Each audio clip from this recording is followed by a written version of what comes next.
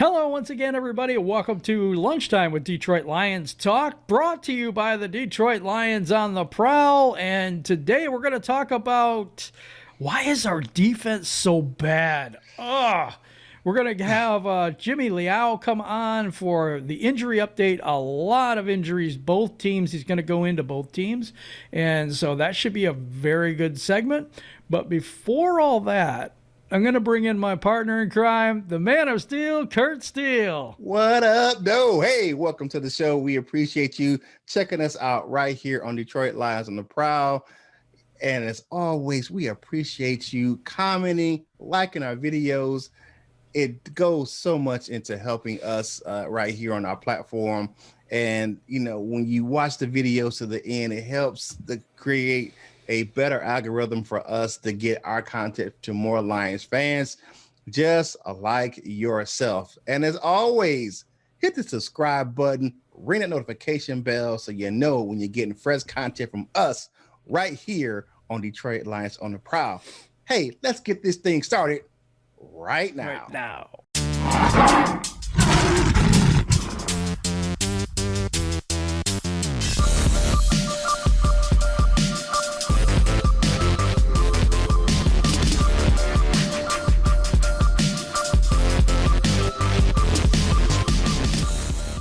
Hey, welcome to the show. It's time to get this thing started.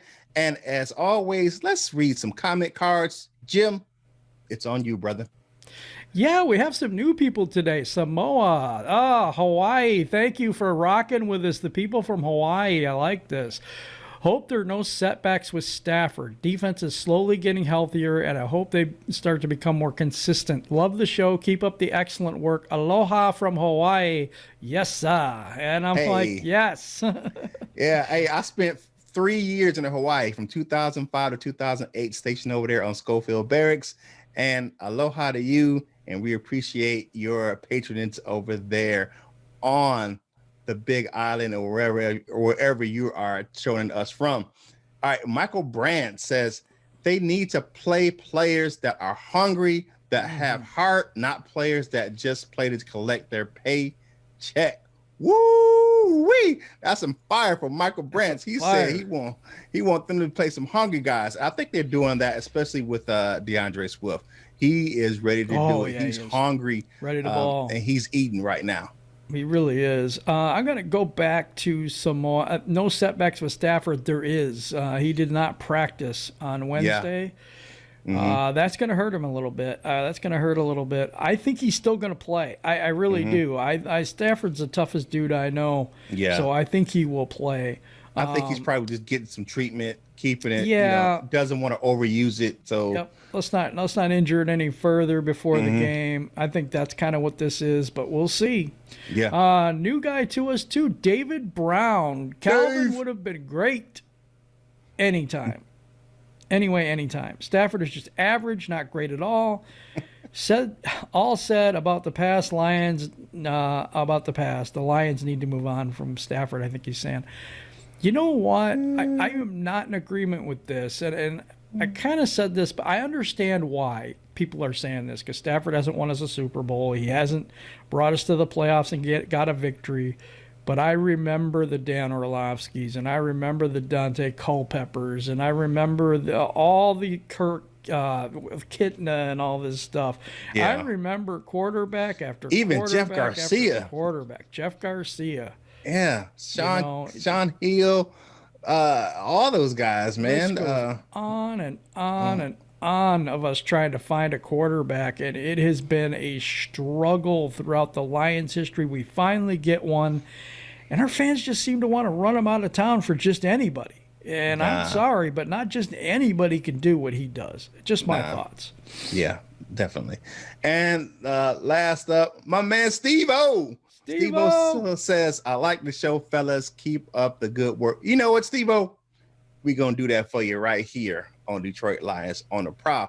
Now it is time for some tasty bite-sized nuggets. Jim? Yeah, we got a few things today. Lions kicker Matt Prater wins his 12th Special Teams Award or Player of the Week award. The Panthers rule out running back Christian McCaffrey, and that's big news for us too. So those are the two items on our bite-sized nugget list this morning. Yeah, definitely.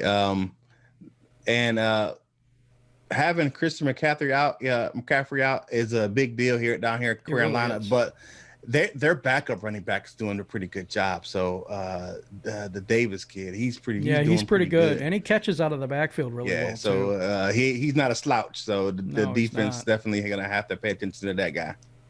Definitely. But we're going to go into some more of the injury reports in our segment with Dr. Jimmy Liao. I love that. Liao. I love that name. The doctor is in. The doctor is in.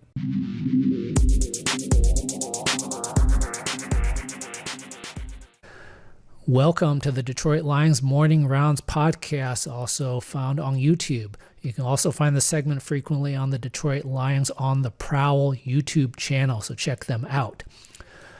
Lions, Panthers, Wednesday injury report. Start with the Panthers. Teddy Bridgewater has an MCL sprain coming into this game. He had a limited practice on Wednesday, which suggests there's a pretty good chance he plays on Sunday. Christian McCaffrey is already ruled out for our game.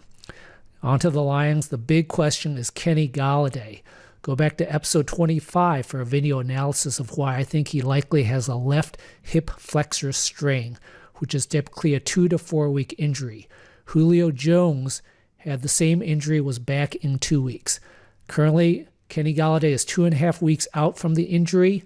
He had a LP on Wednesday, which is great news. However, he has not had any practices the 2 weeks prior, which means I think he's still likely out for the Panthers game. But this does make the Thanksgiving game in 8 days a possibility, though, against the Texans. Keep a close eye on his reports over the next couple days. Now, one thing we need to keep in mind regarding his return from injury is his contract situation a factor? He's in the last year of his contract, has not signed a contract extension yet. He may go into free agency in the offseason, although I think very likely the Lions are going to franchise tag him. Now, being the last year of a player's contract can certainly affect how willing they are to play through an injury. And this is in no way a criticism of the player. This is simply the real world, the business of the NFL. A very recent example of this is the David Bakhtiari situation. Lions fans are all very familiar with this guy, left tackle for the Packers. You know, the hands to the face guy. He's got 3 or 4 faces on his upper chest area. Well, he had a rib fracture in week 6. Sat out week 7, 8, and 9. The day before week 10, on the Saturday, he signed a 4-year extension worth up to $105.5 million. He played the very next day on Sunday. Coincidence that he signed a big extension right before he came back? Probably not. There are a couple reasons why a player would be wanting to sit out a little bit longer if he's headed toward possible free agency.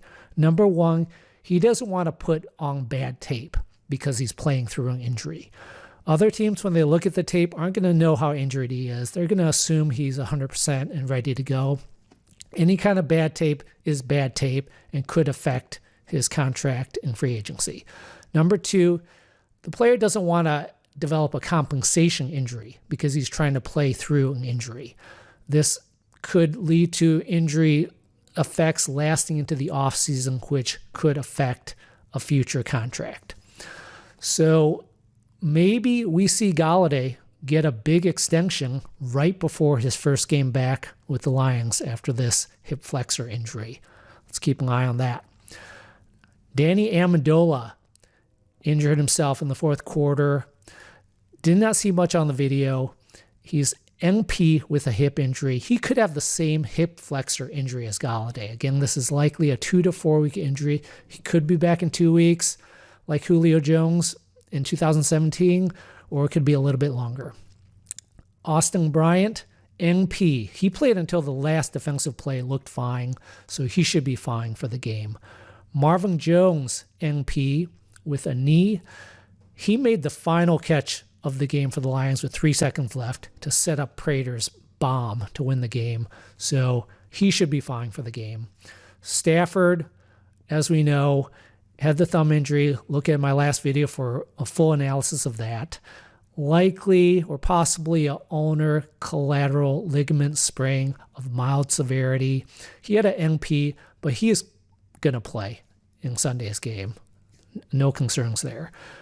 TJ Hawkinson, LP, he played until the final offensive play against Washington. He should be fine.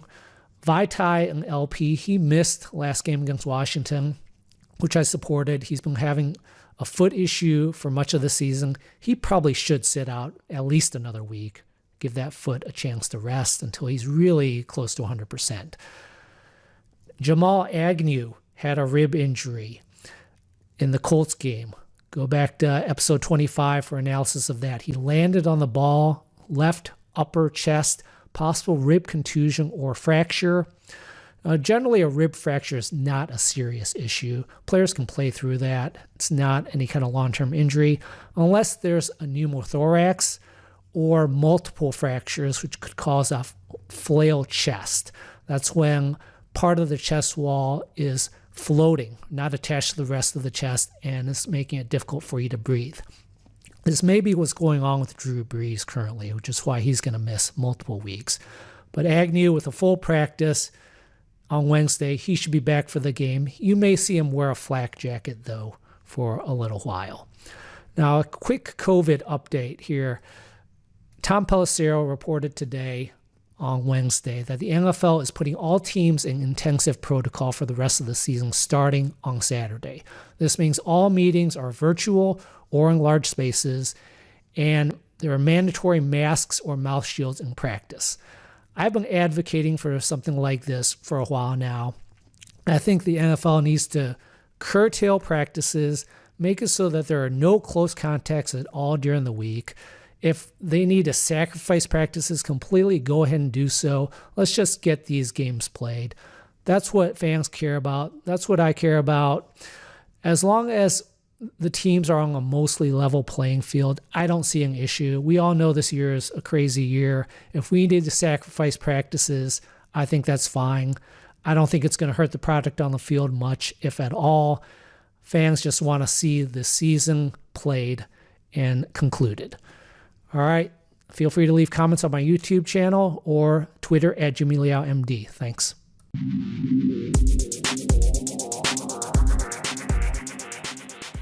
Hey, good information from the good Dr. Jimmy Liao. Really appreciate your stuff. He breaks it down. Now it's time to get into the main course, and it's really one serious question. Why is our defense so bad? Jim, what's your take on this? There's a lot of reasons. You know, they do pretty well for the first part of the game. It seems like they that's why we jump out to these big leads, because the defense is stopping people.